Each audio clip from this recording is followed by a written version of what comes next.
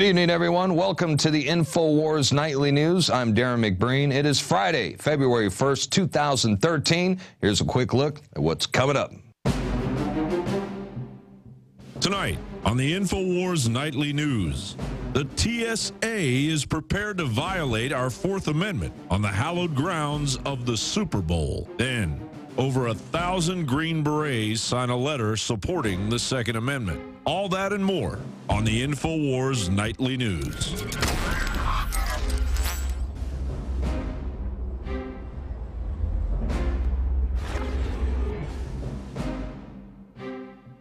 Well, the public school system continues to abuse our children while demonizing the Second Amendment and attempting to brainwash our children into believing that all guns are bad. Schools all over the country are punishing children for wielding toy guns. Just the other day, we reported on a 5-year-old in Massachusetts who is now facing suspension for building a small toy gun out of Legos. That's right. And I'm sure you heard about the other day, this other incident a couple weeks ago, where a 5-year-old girl got suspended for bringing a pink bubble gun to school. They said it was a terroristic threat. I'm not making this up. And they even suggested that she have a psychiatric evaluation. No, in reality, it's the school board that's psychotic. Last week, a South Philadelphia elementary student was searched in front of her classmates and threatened with arrest after she mistakenly brought a paper gun to school. And, you don't even have to have a toy gun, because now, in the land of the coward and the home of the slave, they consider this to be a threat. So you can't even make hand gestures into a gun. Kids are actually being suspended for that as well. I am not kidding. Truth is stranger than fiction. It happened to a 5-year-old boy in Oklahoma, and also 3 youngsters out in Maryland were suspended from elementary school in the United States of America for playing cops and robbers. I mean, this is totally absurd and insane. This is how ridiculous the nanny state has become. And it's not just brainwashing. I mean, this is abuse. And it's far from over, folks. It's going to continue because this is their agenda. Here is a local news report from Sumter, South Carolina, where yet another kindergartner has been suspended for owning a plastic toy. Naomi McKinney can no longer attend school at Alice Drive Elementary in Sumter. The Sumter County School District expelled her on January 7th. The principal told me that she had a gun at school, and of course I'm freaking out. I said, well, let me see the gun, and she pulls it out, and it's a little clear plastic toy gun. Naomi is not allowed on school property or at any school-sponsored event on or off campus. She is subject to criminal charges if caught trespassing. A weapon can be anything. A pencil is more dangerous than the toy gun she brought. I tell you what, it makes me angry when I see that kind of nonsense. I am literally living in the twilight zone. And, and it makes me think back to when my kids were that age, around 5 or 6 years old. They loved to go to school because they got to hang out and play with their friends all day. That's what kids do. They play, all right? Sometimes they play with toy guns. And imagine being told that you're no longer welcome at your school, that you can no longer play with your friends anymore because you brought a toy gun to school. Very ridiculous. And, please pray for our children, folks, because they are being targeted big time through the school system, through vaccinations, through the propaganda machine on television. Our children are at serious risk. And by the way, the name of the school in that clip you just saw, it is Alice Drive Elementary in Sumter, South Carolina. Maybe look them up on the internet. Give them a call. Tell them what you think about their ridiculous and absurd school policies. I bet they'd be glad to hear from you. So anyway, hey, I want to jump to a new poll that's been released by Fox News that says the vast majority of gun owners would defy a ban on firearms. You can include me with that group. If the government were to pass an unconstitutional law to ban firearms, 2/3 of Americans with guns in their household, they would defy the lawless legislation and refuse to comply. You and me both. Even the majority of Democrat and liberal gun owners would refuse to surrender their weapons, the survey revealed. Most Americans also believe that more guns in the hands of law-abiding citizens not banning guns would help reduce crime. Yeah, you think? And not only does the average American citizen believe that a gun ban is unconstitutional and horribly wrong, but military professionals also agree in our God-given right to self-defense. In fact, recently, over 1,000 Green Berets signed a letter supporting our Second Amendment. The letter's intent is to reassert their oath to support and defend the Constitution, whether foreign or domestic, by protecting the Second Amendment rights of American citizens. And yes, they acknowledge that the Second Amendment is primarily a defense against government tyranny. So way to step it up, guys. Appreciate that.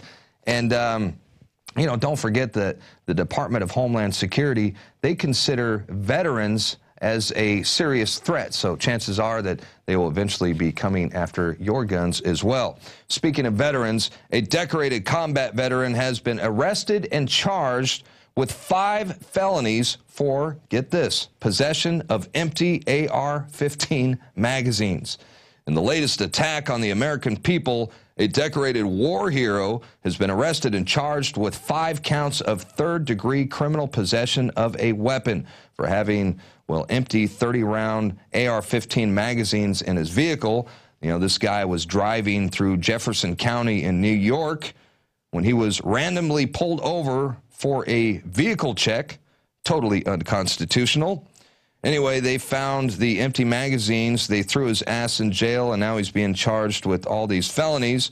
The guy is a war hero, but as you know, New York has an assault weapons ban.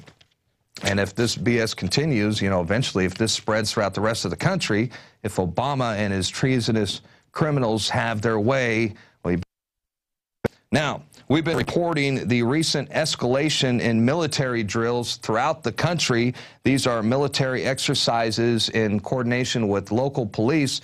They are trying to condition the American public into getting used to the idea of armed troops on American streets.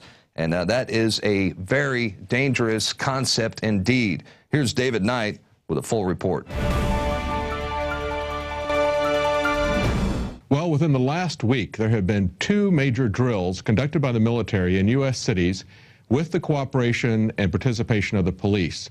Now, this is something we should all be concerned about. The Founding Fathers are somebody that we look up to because they're the only revolutionary leaders that did not become tyrants themselves. They understood human nature and the depravity of human nature. And they not only defeated that in others, they resisted it in themselves, and they came up with safeguards and warnings for us as to how this would happen. And one of the things that they warned us about was a standing military as well as a central bank.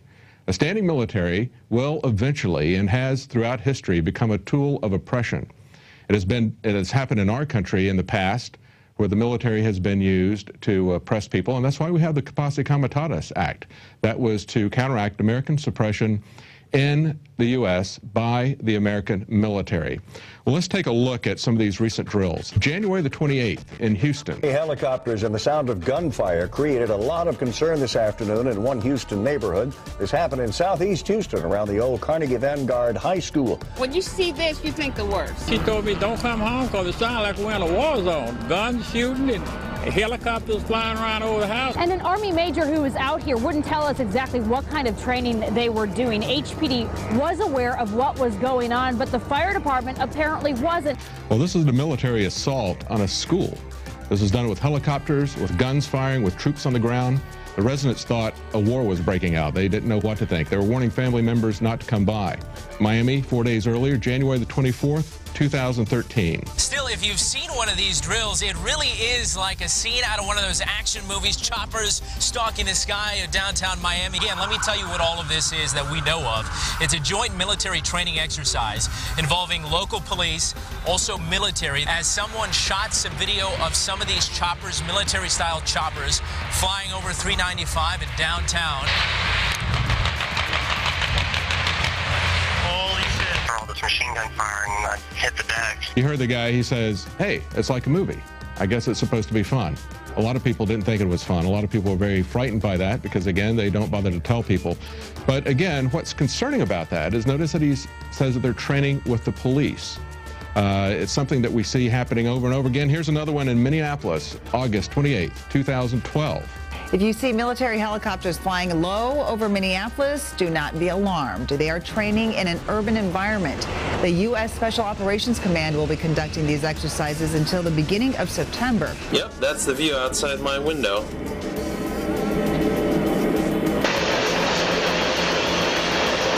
That's right. Did you hear her say, don't be alarmed. Everything is perfectly fine. It's just the American military preparing to attack U.S. cities.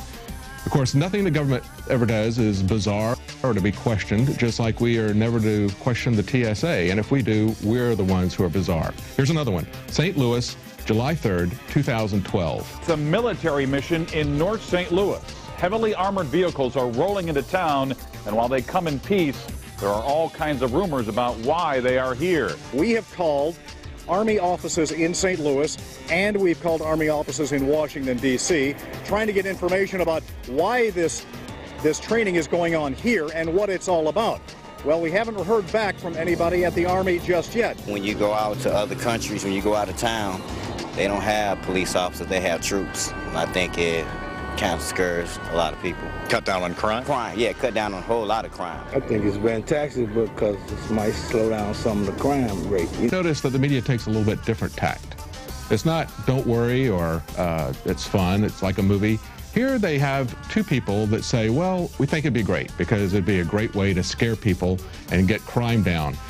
Well, no, actually the standing military is a crime. And using the Army for police functions is a crime. It doesn't stop crime. No one who has a different view was presented in this article. Chicago, April 17, 2012.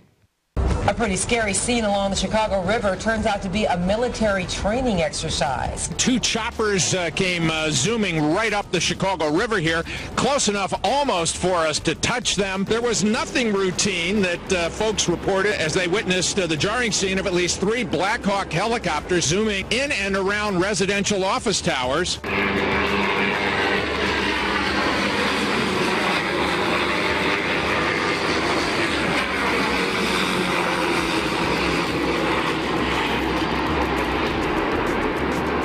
That is 2 helicopters flying above, or flying through downtown Chicago. It's 9:30 at night. They don't even have lights on. So weird. They were lower than my buildings. They were definitely military, and there were definitely guys with machine guns. So I thought that perhaps there was some alarm or concern. We saw military guys in the helicopters. They were hanging out of the choppers? Yep. The NATO summit host committee insists this has nothing at all to do with next month's NATO summit. Well, notice some of the things that they said. Although you're seeing the same things here as you did in other cities, people are talking about how reckless the behavior was. One of the videos that someone shot, he says, look at this, it's night, and these guys are zigzagging and weaving through skyscrapers at a very low altitude with no lights. Something of reckless endangerment, but the thing that we're really concerned about, again, is the police and the military joining together. Take a look at this clip from Los Angeles in January the 26th, 2012. Special Military Operation Forces, in conjunction with the LAPD, conducting some military maneuvers that had many people wondering what is going on. When a Black Hawk helicopter and 4 OH-6s, or Little Birds, flew over the city. Duran says the military picks environments based on what they might be facing in the near future. If it's a mountainous terrain, then they go to mountains. If it's a desert terrain, they use the desert. Also, what we saw here tonight in downtown Los Angeles has been seen in Miami and in Boston. Now, do you notice what he said? He said if it's a mountainous terrain, they go to the mountains. If it's desert, they go to the desert. If it's the coast, they go to the coast. Why are they going to American cities? Do you have cities like that in Afghanistan or Iraq? Are they planning to invade Iran? But if they're planning to invade Iran, why are they coordinating with American police? Do they think that the Iranian police are going to coordinate with them on an attack and an invasion of Iran? No. If the U.S. military attacks American cities, they will get the cooperation of the police, or at least some of them. Now, all these things have happened within the last year. All of these reports we just showed you in all these cities, major military drills involving the police and the military working together to take over American cities, training, as the man just pointed out, for the scenario that they're expecting to execute. This has been going on for a long time. It's just accelerating. Let's take a look at this clip where we sent a team to Chicago. They saw there a National Guard training with local police and the Polish military.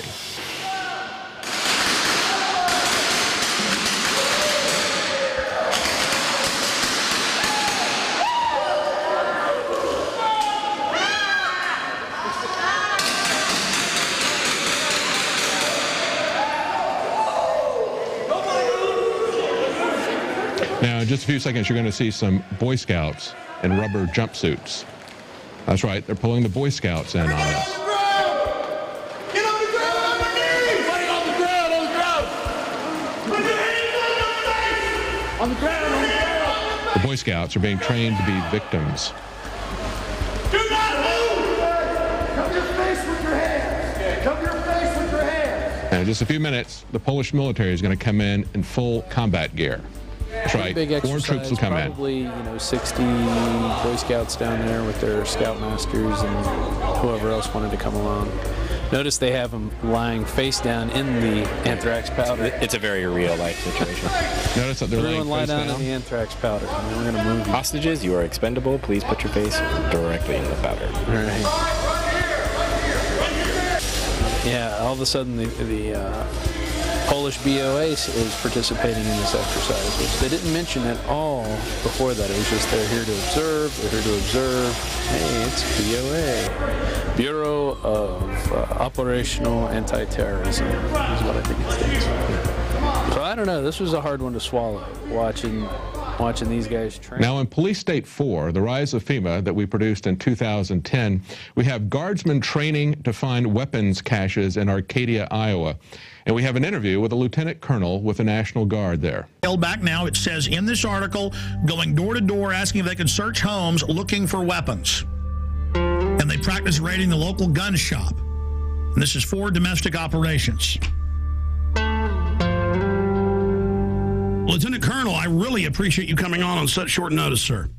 My pleasure. Thanks for the invitation. You bet. I saw this article out of the Daily Times Herald in Carroll, Iowa. Have you seen that? I sure have. And it's telling us about an urban warfare drill to be held in several towns. Can you tell us about that? Sure. It's actually a planned training event to provide our soldiers with greater proficiency at what we call cordon and search, which is a mission that, just for a little background, we've deployed nearly 13,000 members of the Iowa National Guard in the global war on terror. And the vast majority of those have been in Iraq and Afghanistan.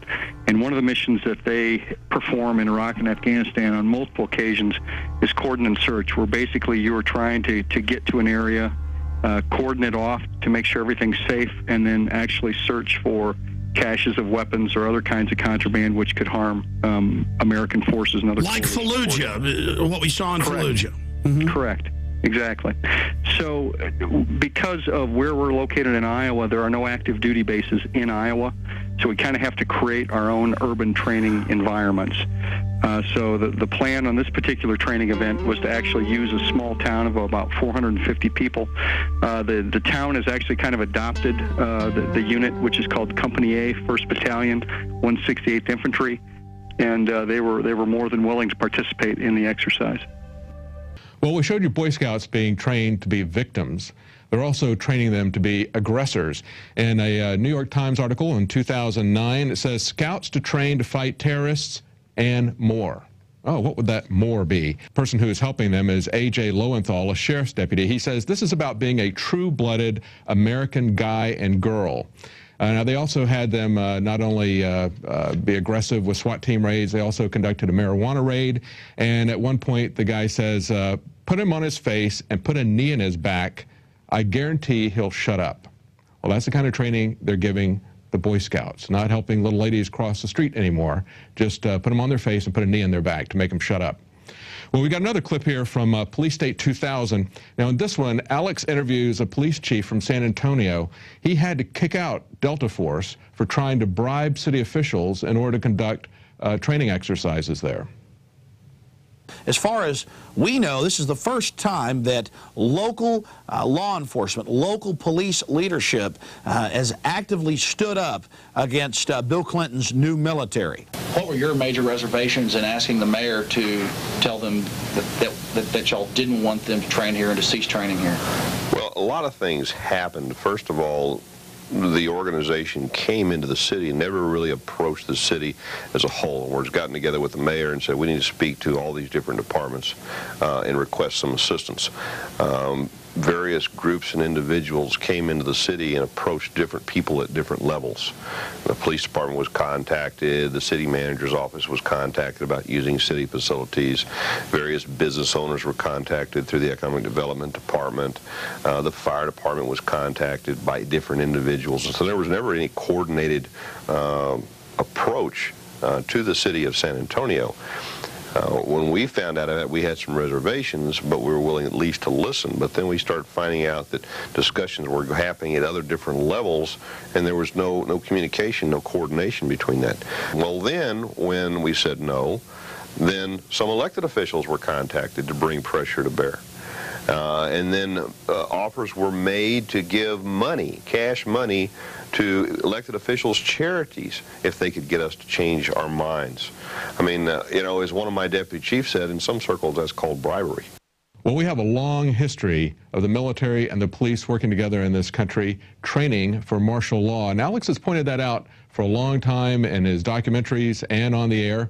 What's alarming about this, however, is the increasing rate at which this is happening. As I said, we just had in the last week, we had 2 major cities where there were 2 major exercises. The one that happened just a couple of days ago in Houston, they're firing guns and attacking schools. What is happening is we're seeing the militarization of the police, and we're seeing the military used as police. That's a very frightening perspective. We've seen that before in our country's history. We've seen it in other countries. And in spite of what the people in St. Louis said that they put on the media, that is not something that reduces crime. What it does is it makes criminals out of both the military and the police. So we hope that there'll be more people like that San Antonio police chief who have the integrity and the wisdom to stand against this. And now we're getting reports from Galveston, Texas, that the U.S. Army is conducting military drills there as well. You know, who knows, perhaps they're concerned that perhaps the Al-Qaeda's Navy fleet might show up at the port of Galveston. You know, who knows. But anyway, according to the Galveston County Daily News, the U.S. Army is using an old jailhouse for a nighttime drill in urban warfare. And you just watch, these drills are coming to your neighborhood as well. Hell, they might even include women, because now the Pentagon has given a green light for women to start participating in combat operations. Here's David Ortiz.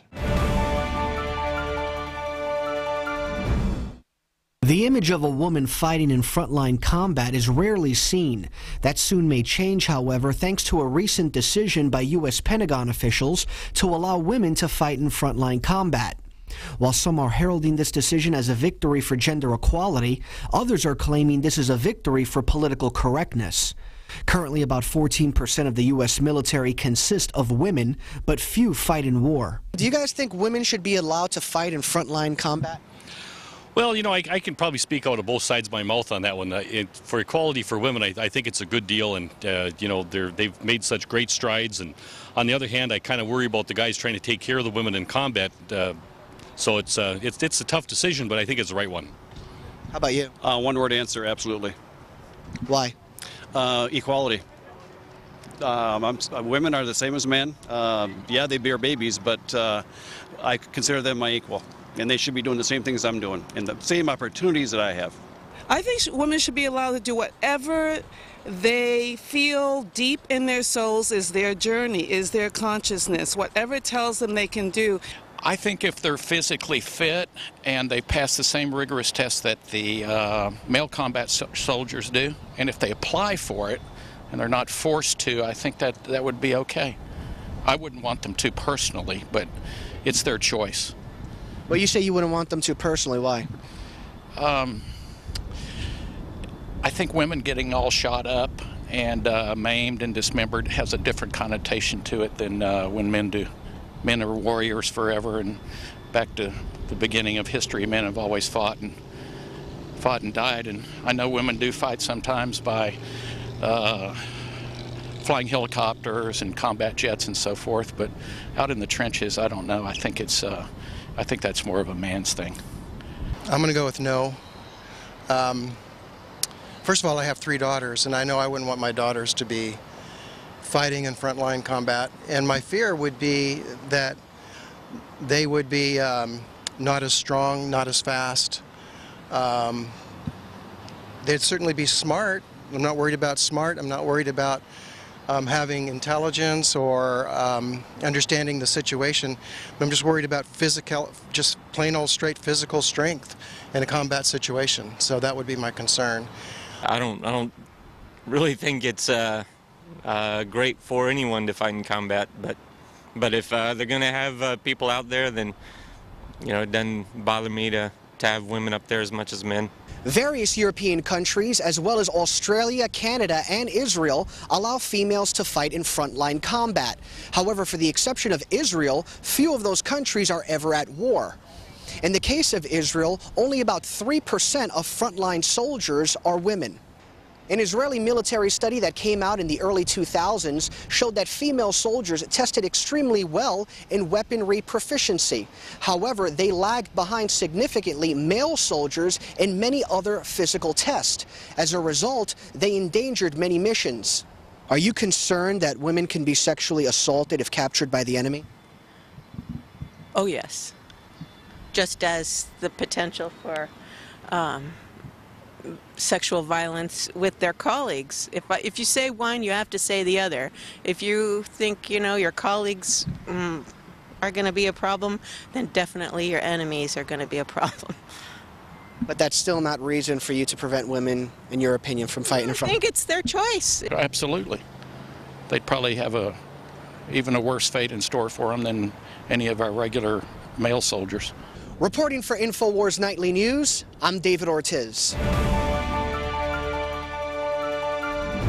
Hey, Alex Jones has a special report that we are going to premiere for you right now. It's kind of some interesting celebrity news. I guess you can call it Taylor Swift's dirty little secret.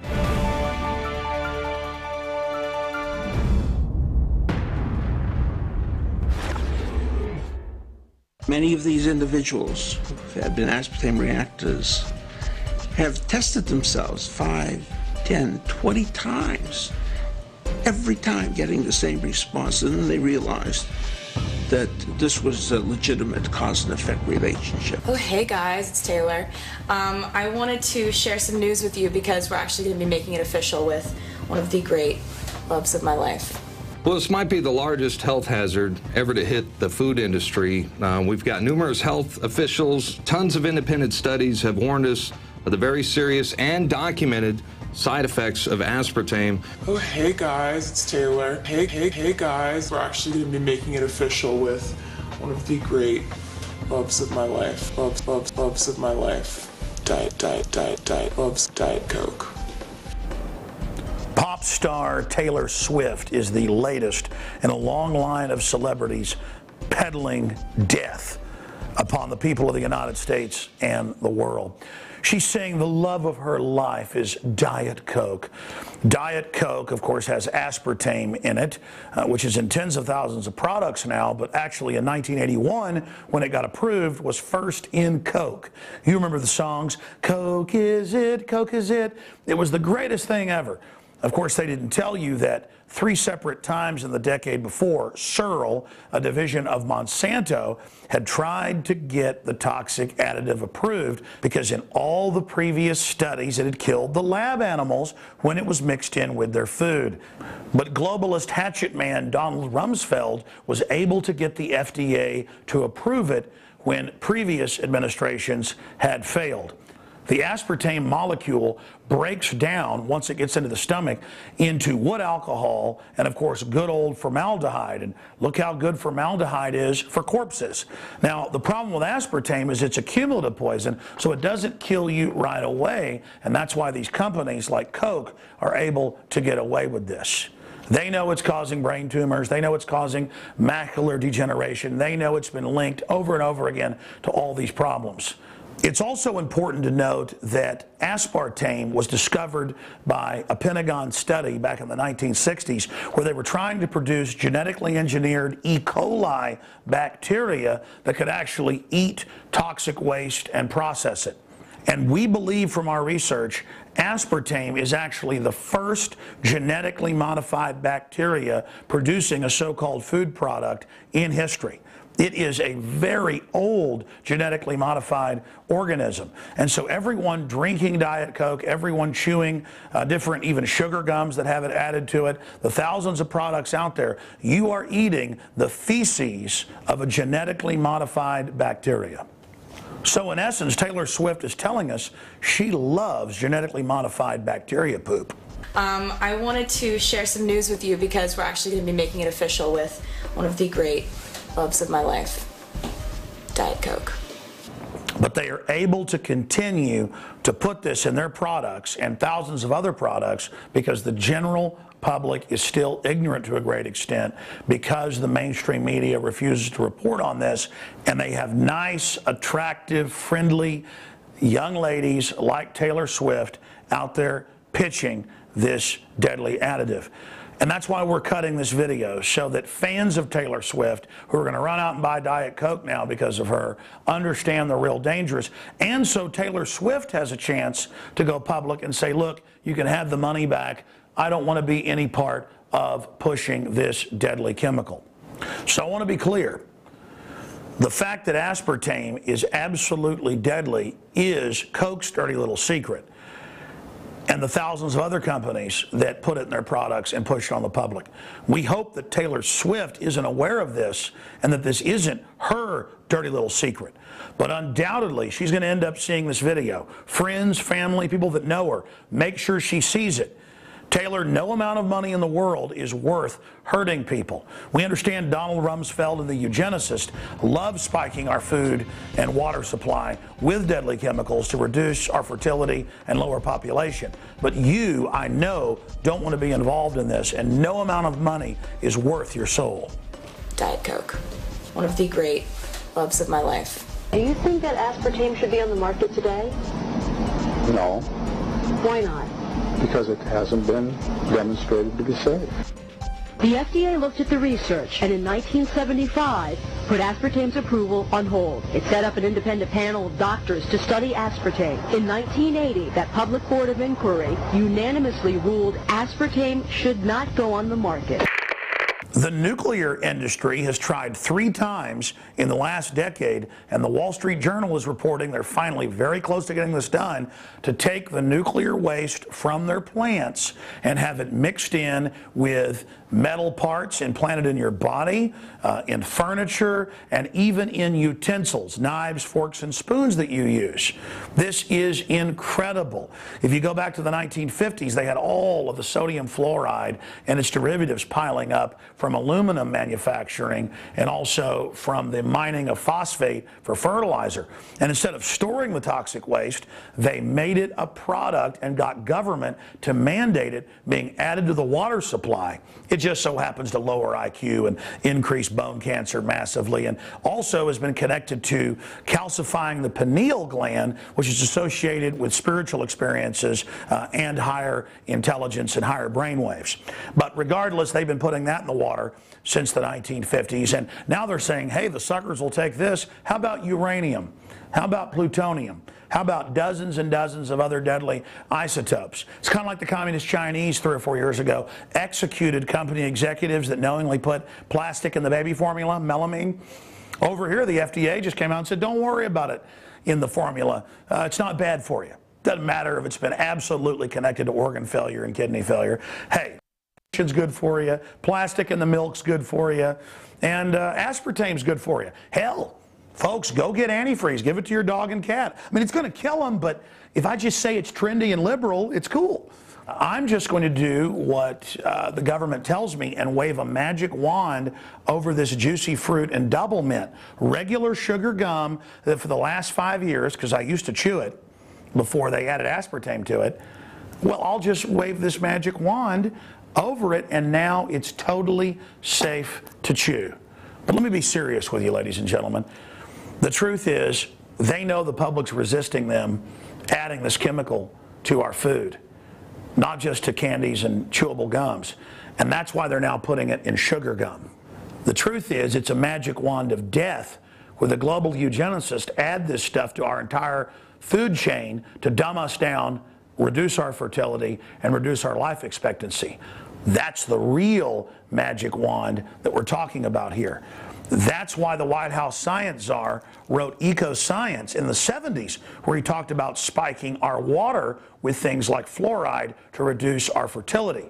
Sure, all the studies show aspartame is deadly, rots your eyes, rots your organs, gives you cancer, diabetes. Never mind all that, because the angel of death says it's safe.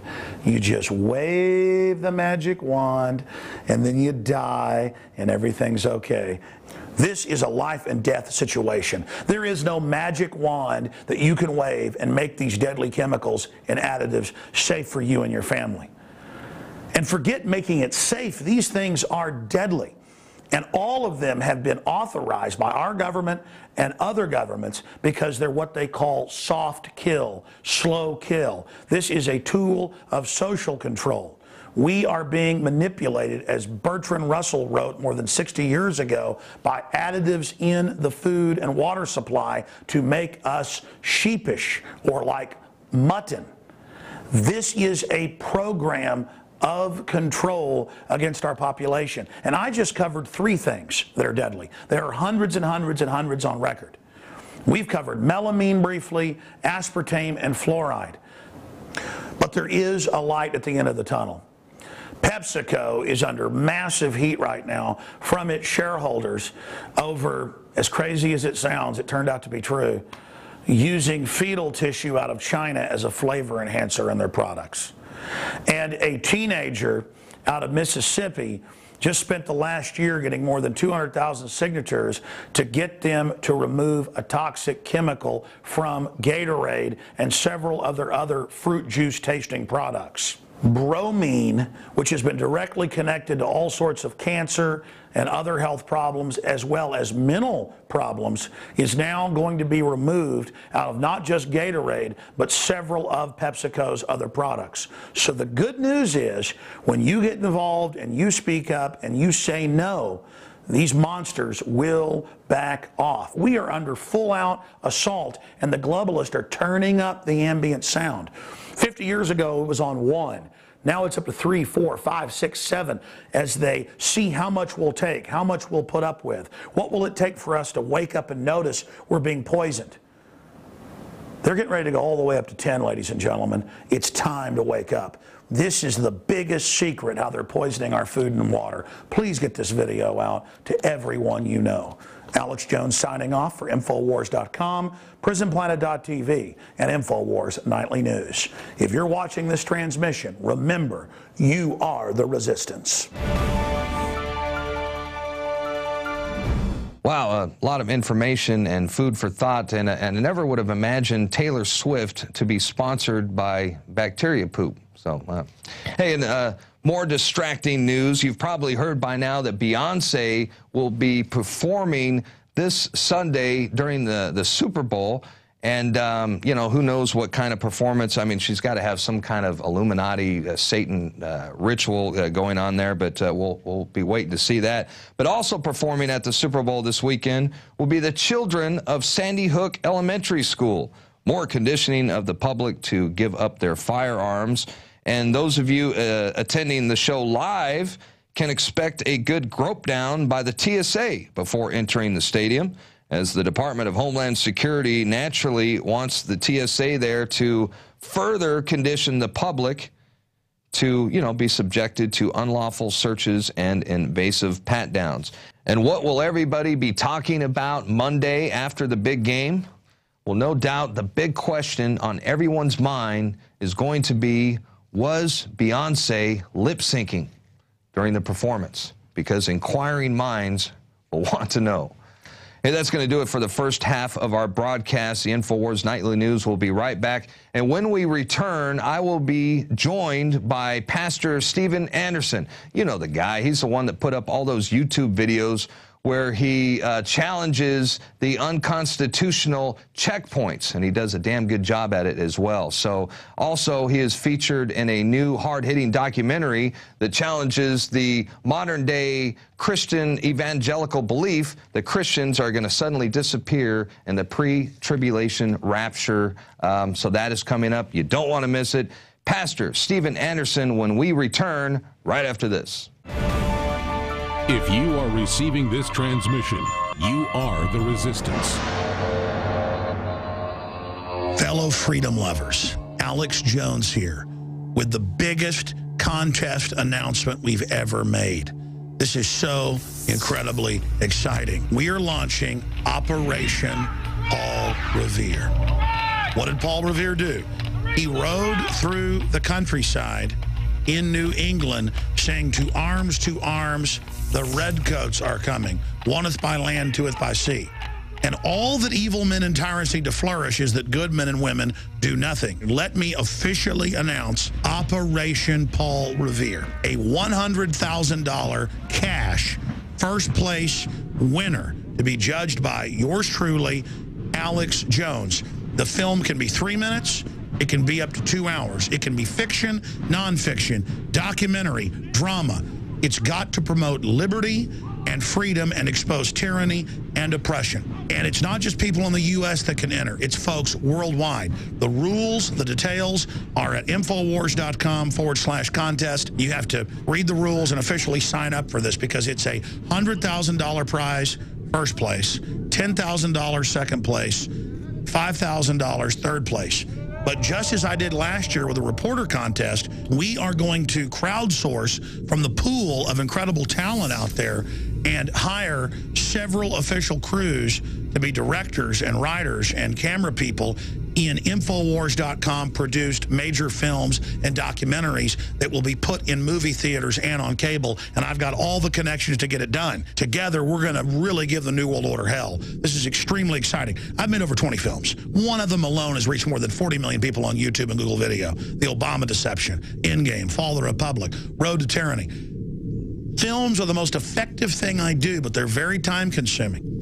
And so I want to turn the power of we the people loose here. And your art, your research, your ideas are unstoppable. We're officially kicking the contest off this Friday. And you've got a little more than 3 months until April 30th. Just a little more than 3 months to produce your documentary or your film and get it out. And it will absolutely reach tens of millions of people. Our normal contests get about 500 entries.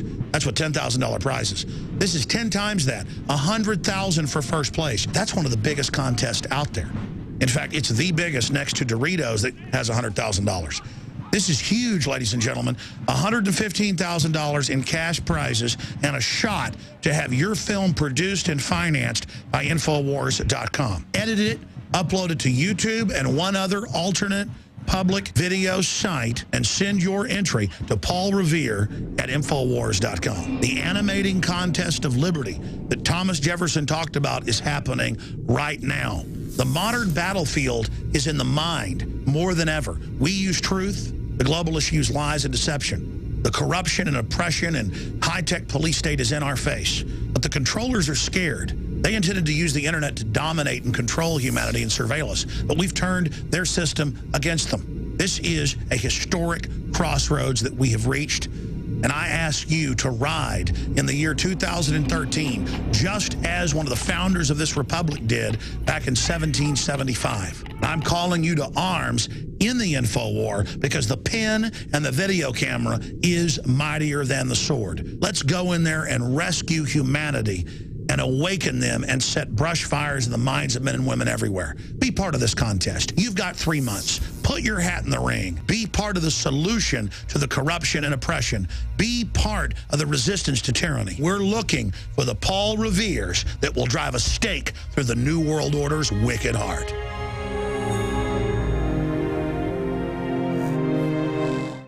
ProPure is introducing Pro 1.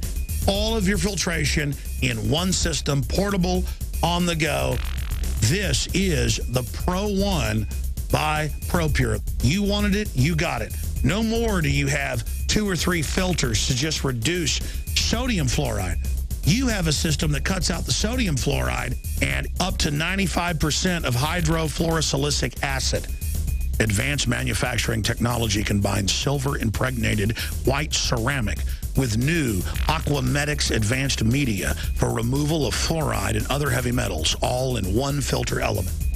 It cuts out the acid derivative of fluoride. It is the only one that does it, and out of the gates, we have it discounted at 10% off with promo code WATER. This is the only system that in one unit helps reduce or remove pesticides, herbicides, chloramines, ammonia, and chlorine, hydrofluorosilicic acid, the most common form of fluoride not covered by other fluoride filter brands, and sodium hexafluorosilicate. This is a revolution against the tyrants. They love putting the toxic acid base of fluoride into your water. They love the fact that it's an adjuvant supercharging the trace Prozac in the water and the hormones and the other chemicals. By cutting out fluoride, you cut out the turbocharger in all the poison being artificially introduced into your body. This is what I use. It's a win-win. You get a high-quality product at the lowest price. You support the InfoWar. Get your ProPure with the new Pro 1 filter today at InfoWarsStore.com or by calling 888-253-3139.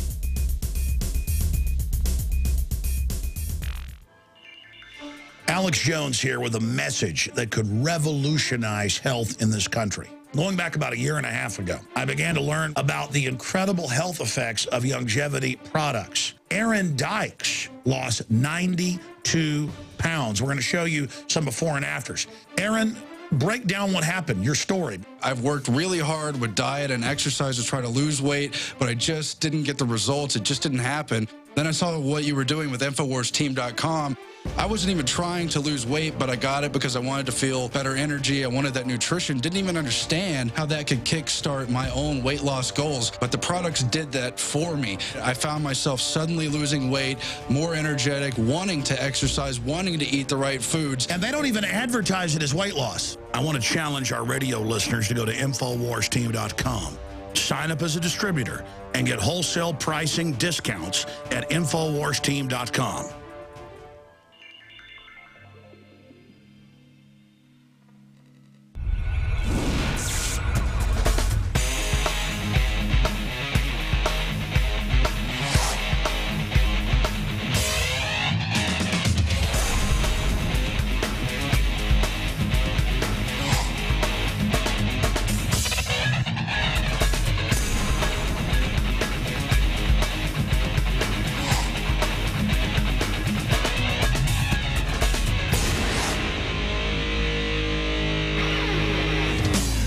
Our next guest is no stranger to the InfoWar. Pastor Steven Anderson, as you may recall, made headlines for his standoffs with police and Border Patrol and is known for his refusal to comply with unconstitutional checkpoints.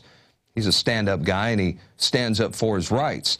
And now he is featured in a new hard-hitting documentary that challenges the modern-day evangelical belief that Christians will be removed from earth before the Great Tribulation. The doctrine known as the pre-tribulation rapture teaches that Jesus may return at any moment and that there will be no signs of his coming. As a result of this deception, most Christians are completely unprepared for what the Bible has warned us is coming. Satan is indeed working behind the scenes to set up a one-world government and a one-world religion in preparation for the Antichrist. And Pastor Steven Anderson, armed with the King James Bible, says he can prove that the rapture will take place after the tribulation. After the tribulation, let no man deceive you. Whether you are a Christian or not, I personally am, it's important to understand that over 1.5 billion people worldwide call themselves one form of Christian denomination or another. And the thought processes of Christians in the last 100 years have been dominated by the clearly false doctrine that there is a pre-Antichrist, pre-tribulation rapture. The Bible, a 5-year-old can read it, is clear in the book of Revelations that the dead in Christ are raised and then taken into the heavens, and then the living after that, after the devil's been bound, after all that happens. And this film breaks that down. Now, whether you believe the Bible is a fairy tale or not, you need to understand that the pre-tribulation rapture fable has been used to make Christians stand down and not be politically involved. That's why Christians previously were the people standing up against corruption, standing up against King George, or then later standing up against slavery in England and then Europe and then the United States. It's been real Christians over and over again who stood up against Roman slavery 2,000 years ago and were thrown to the lions. And that's another subject I want to raise that goes well with this film, available at InfoWarsStore.com, that is key to give to your Christian friends and to give to your pastor, even if you're not a Christian. If you want to get people politically motivated, they need to understand that it's biblical to stand up to evil. Romans 13, The True Meaning of Submission, by Timothy Baldwin and his father Chuck Baldwin, who of course was the Constitution Party candidate a few years ago and really got the word out in a great way. This short little book documents that it's completely biblical to stand up against tyranny.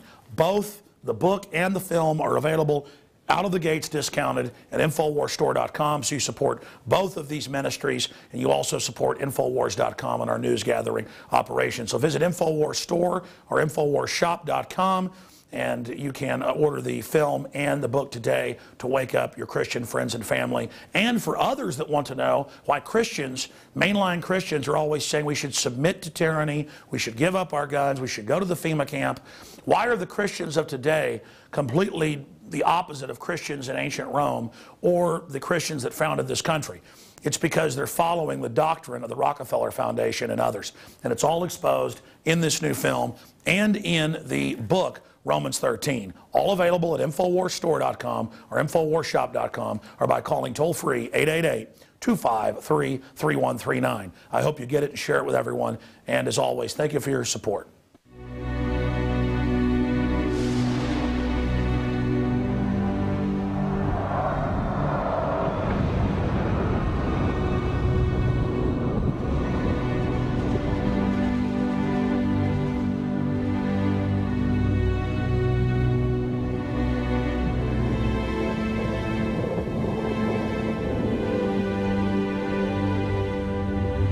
This Tuesday morning, the 11th of September, 2001.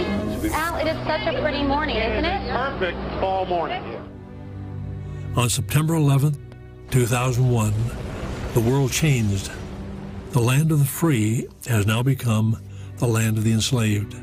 The people of our once glorious United States have traded their liberty for security.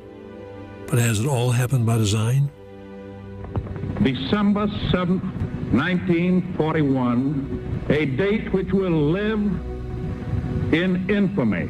The United States of America was suddenly and deliberately attacked. Many questions linger about the events of that day of infamy. But one thing we know for certain, the surprise attack on Pearl Harbor set in motion a course of events that would eventually lead us to a one-world government. Japan began this war in treachery. We shall end it in victory. In the aftermath of World War II, the United Nations was created, and the path toward a one-world government accelerated. Each war brings us one step closer to what the Bible calls the end of the world. Checkpoints are being set up everywhere. The police state is tightening its grip on the people of the United States. And to those who understand biblical prophecy, what comes next will not be a surprise. At some time in the future, the King James Bible states that everyone on the planet will be required to take a mark in order to buy or sell. As our current economic system collapses and as technology expands, cash is becoming a thing of the past. The reality of a cashless society is not far off. In fact, it's already being implemented. Despite denials by many religious leaders, evil men are working around the clock to bring in a new world order. We can see the end rapidly approaching and the stage being set for the emergence of the Antichrist. We can hear the voices of those who are subverting our U.S. Constitution and promoting this global government system. A new world order. And with all this right around the corner, this film is more important than ever. Satan is working behind the scenes to set up a one-world government and a one-world religion in preparation for the Antichrist. He has also deceived modern evangelical Christians into believing that they will be removed from this earth before the Great Tribulation takes place. This doctrine, known as the pre-tribulation rapture, teaches that Christ may return at any moment and that there will be no signs of his coming. As a result of this deception, most Christians are completely unprepared for what the Bible has warned us is coming.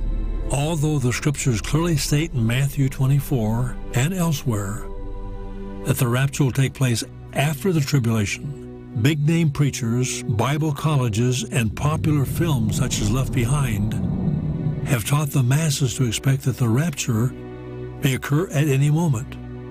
But Left Behind is a work of fiction. Christians today are not being warned about the events they will face in the Great Tribulation. To learn the truth about the rapture, we must look within the pages of the Bible itself.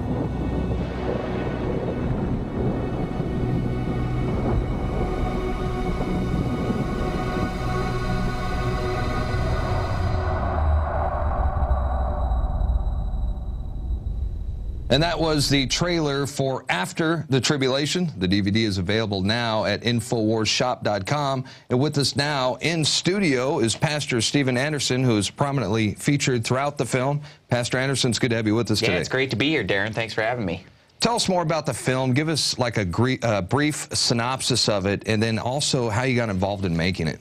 Sure. Well, basically, the film does two major things. Number one, it completely demolishes the fraud that is the pre-trib rapture. You know, this lie that says that Jesus Christ can come back at any moment and that we're going to be taken out of here before the Antichrist, before the global government. So about half the movie is spent just completely destroying that idea. Just a ton of scripture is used to prove that false. And then the other half of the movie pretty much just explains how all of this is going to play out. It explains the events of the tribulation. It goes into the cashless society. It goes into the implantable chips, the surveillance system, the checkpoints, and it just kind of puts it in a real-world focus, taking things from the Bible that are being prophesied and relating them to things that we see actually happening.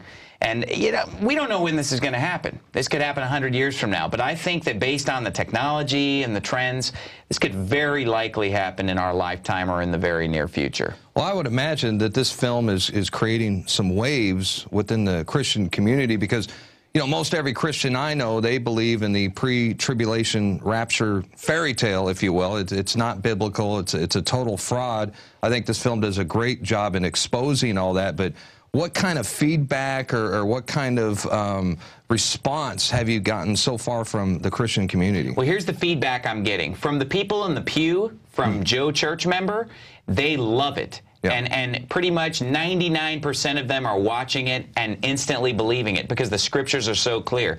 The pastors, on the other hand, most of them just don't want to say anything about it. They don't want to talk about it. You know, and honestly, convincing the church members is a lot easier than convincing the pastors, and here's why. The pastors have a lot to lose if they get on board with the truth of this film, because of the fact that the pre-tribulation rapture is the popular doctrine, and they're going to lose friends. They're not going to be accepted in their preaching fellowships anymore. They're not going to be getting the funding in many cases that they were getting, because you have to be pre-trib to be in the club.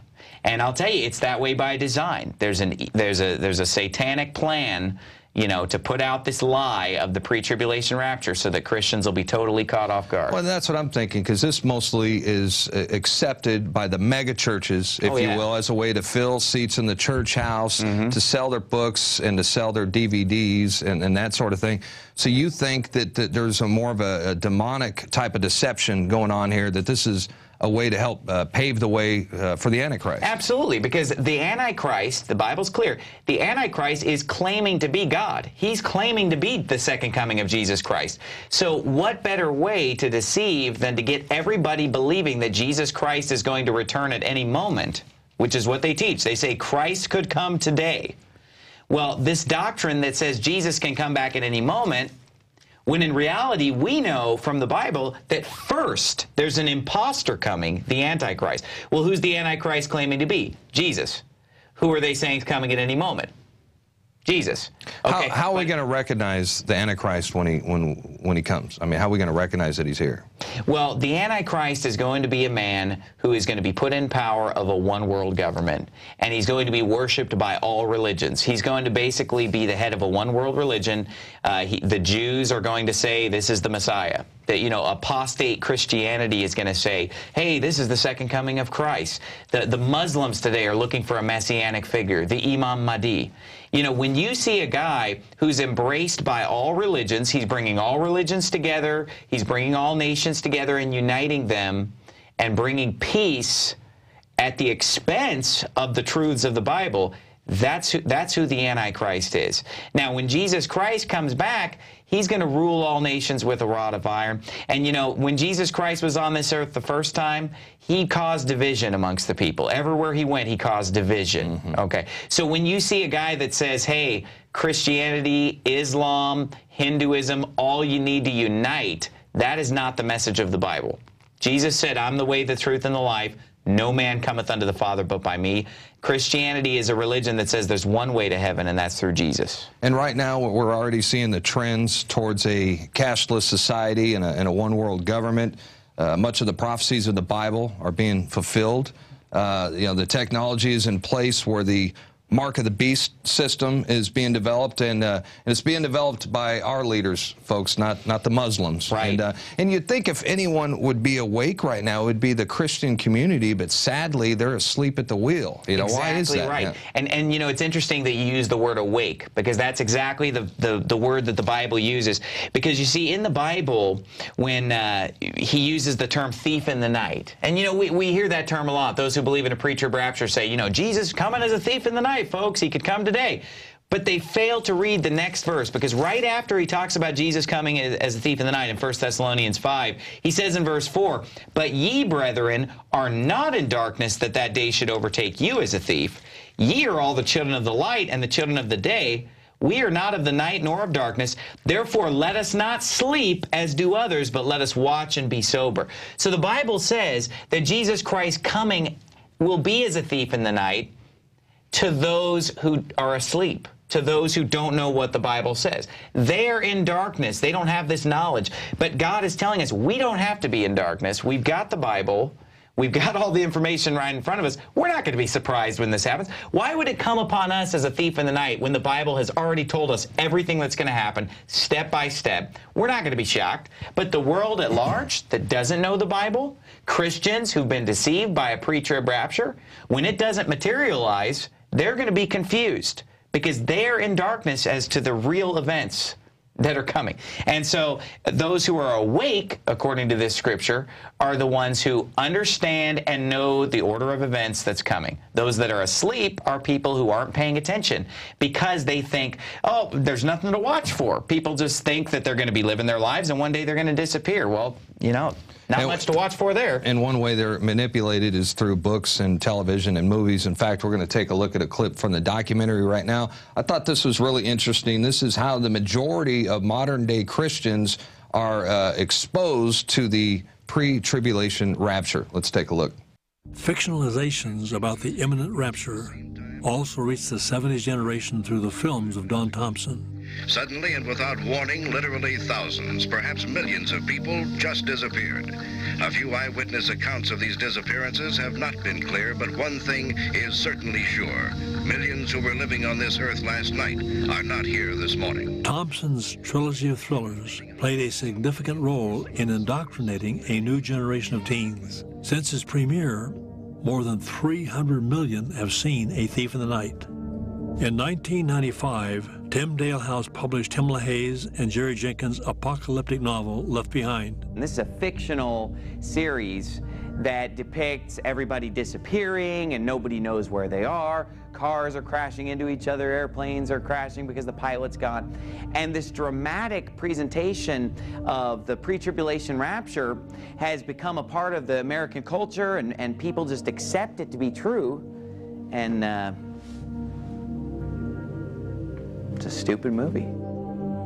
Left Behind would go on to sell 63 million copies worldwide, spawn a series of 16 books, as well as 3 movie adaptations to date.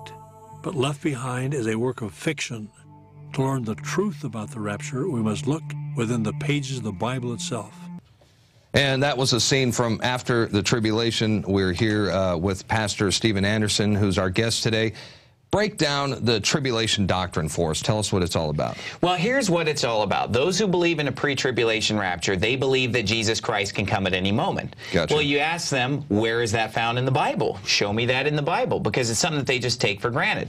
Well, this is what they'll bring up. Matthew 24:36. The Bible reads, "But of that day and hour knoweth no man, no not the angels of heaven, but my Father only." So they'll say, see right there, the Bible says no man knoweth the day or the hour. That means it can happen at any moment, okay?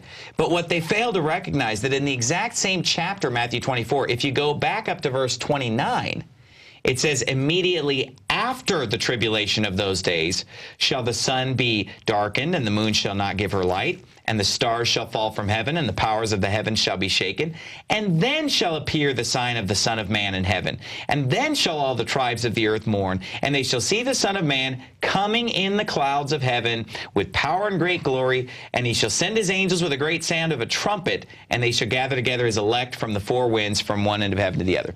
So right there in Matthew 24:29 through 31, the Bible very clearly states that the tribulation is going to happen first. Then after that, the sun and moon are darkened. Jesus Christ comes in the clouds. The trumpet sounds. He gathers the elect, meaning he gathers the saved. It says it takes place after the tribulation. Then a couple verses down in verse 36, he says, but of that day and hour knoweth no man. So do we know the day or the hour? No. But we do know one thing, it's after the tribulation. It's after the tribulation. Exactly. It's clearly in the Bible. So where's everybody getting this? I mean, they're not reading the Bible. They're not reading the Bible. They're just listening to preaching. See, most Christians, they show up at church and listen to preaching, but they don't read the Bible on their own throughout the week. And so it's very easy for a preacher to quote verse 36 of Matthew 24 all by itself, just verse 36, and say, no man knoweth the day or the hour. It could be today. But what he failed to show them was verse 29. Which said it's after the tribulation. Now, is it possible for something to be after the tribulation, but yet we still don't know the day or the hour? Of course. We don't know what year this is going to be. This could be 100 years from now. This could be 5 years from now. We don't know the day. We don't know which month it's going to be in. We don't know the hour of the day. But we do know it's after the tribulation because Jesus told us that. And so the pre-tribulation rapture is not based on any scripture. There's no scripture that says before the tribulation. It only says after the tribulation. Well, and if we, unfortunately, if we are here during that time, I mean, this could be a dark hour for Christians. I mean, it's not going to be a picnic. Well, it's going to be a dark hour for everybody, but it's especially going to be a dark hour toward the end for Christians because, you know, the events of the tribulation, obviously, it all starts out with warfare on a global scale, which leads to famines. There's going to be disease. There's going to be natural disasters. But then when the real great tribulation begins, it's characterized by Christians being killed for the cause of Christ, being beheaded, because frankly, they are not going to get on board with the Antichrist's world government, and they're not going to get on board with a one world religion. I mean, true Bible-believing Christians are not, they're not going to worship the Antichrist. They're not going to be deceived by him. And you better have a strong relationship with God because now's the time to strengthen your relationship with God because chances are, in the not so distant future, we might need all the strength we can get. Exactly. And the whole purpose of this movie is to warn. Yeah, sure. The purpose of the movie is a warning to Christians. Look, your pastor's not warning you about this, but these are the events that Jesus has told us about. And Jesus said it best in John 16:33. He said, these things have I spoken unto you, that in me you might have peace. In the world you shall have tribulation. Sure. But be of good cheer.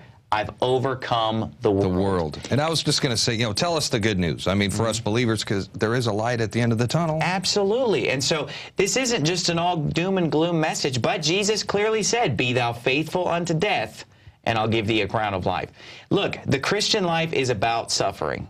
Jesus Christ said, yea, and all that will live godly in Christ Jesus shall suffer persecution. The Bible says, for unto you it is given in the behalf of Christ, not only to believe on him, but also to suffer for his sake. The Christian life is a life where we do suffer and go through trials and tribulations. Absolutely. But you know what? At the end of the day, we're on the winning side. We know how the book ends. The Antichrist, the devil, all of them are going to end up in the pit of hell for all eternity. This is not just a doom and gloom message. He said, yeah, in the world you shall have tribulation, but be of good cheer. I've overcome the world. And so that's a positive message. Well, I'm into that. And look, we're almost out of time. I want to get your closing comments, but also tell us why it's more important now than ever to get this information out to people. Well, because we're closer to the end. And the closer we get, the more important this becomes. Now, the sad thing is, the closer we get, it seems like pastors are preaching on this subject less and less. Here's why. When you believe in the pre-tribulation rapture, the scriptures don't add up. Pastors go to preach on this subject, they look at the scriptures and they say, boy, this isn't adding up. But they can't go against the pre-tribulation rapture or they're going to lose everything. They're going to lose all their friends, their fellowship, and so forth. And so what a lot of pastors are choosing to do right now is to just not talk about this subject one way or the other. They just don't want to talk about the rapture or the tribulation or the end times because they can either preach the pre-trib rapture, which I think deep down they know is a lie, or if they come out with the truth, it's a high cost. So they're just not talking about it. And consequently, at the most important time, when we should be hearing about this the most, they're not talking about it. That's why this film is important, folks. This is what you're not going to hear in church. This is what your pastor's not telling you. You need to watch after the tribulation and get informed so that you're not in darkness. This will wake you up. And listen, your Christian friend that doesn't want to listen when you try to warn them about the New World Order, global government, this film is the ultimate tool to wake up Christians to the New World Order. Well, I'm into that, and fantastic job on the documentary. I think millions of people are going to end up seeing this. I think it's that good, and it couldn't come at a better time. So, Pastor Stephen Anderson, thanks for coming out today. Hey, God it's good bless to have you. Thanks. All right, thank you. All right, once again, the DVD is After the Tribulation. You can pick up a copy right now at Infowars.com or InfowarsShop.com. I highly recommend that you pass this information along to your family, your friends, your church members. Give a copy to your pastor, because I'd like to think that most of the church leaders in our country are really good people, and they will recognize truth when they see it. Well, one way to find out, see what they think of After the Tribulation. Hey, that's going to do it for tonight's broadcast. The Infowars Nightly News will return, Lord willing, next Monday through Friday, 7 o'clock p.m. Central Time, Texas time, that is. Until then, have a blessed weekend, and we'll see you back right here on Monday. Good night.